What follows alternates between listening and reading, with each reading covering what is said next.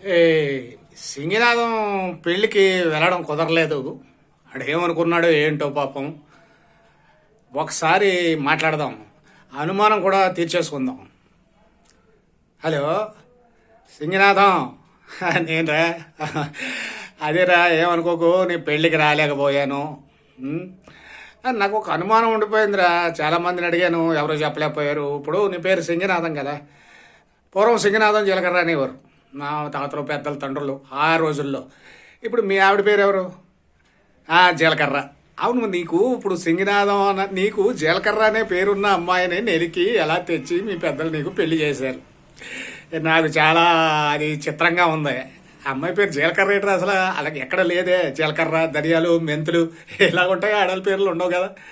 మరి నీకు సింగినాథం కదా నీ పేరు. జీలకర్ర అనే అమ్మాయి నీకు ఎలా దొరికింది? అది నాకు అనుమానం. ఆ, వివరంగా చెప్తావా? ఒరే ఏమనుకోకే, మనం ఇలా అడిగానని కాస్త నాకు ఇలాంటి స్క్రూట్నీలు తెలుసుకోవడం అలవాటు కదా. చెప్పరా, ఆ జీలకర్ర అనే అమ్మాయి నీకు ఎలా దొరికింది? ఆ ఆ అమ్మాయి పేరు జిఎల్ కృప.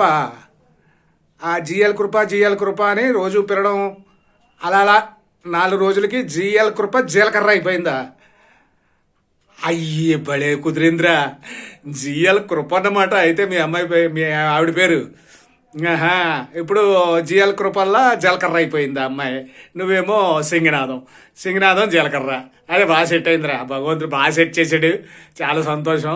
నువ్వు ఏమనుకోకుండా సిగ్గుపడకుండా చెప్పావు. చెప్పాలరా, మరి మాకు తెలియాలి కదా. ఉంటాను బాబు, ఉండు. అమ్మ, సింగినాథం జీలకర్ర అంటే ఇదన్నమాట. నేను ఏటో అనుకునేవాడిని. అర్థమైంది.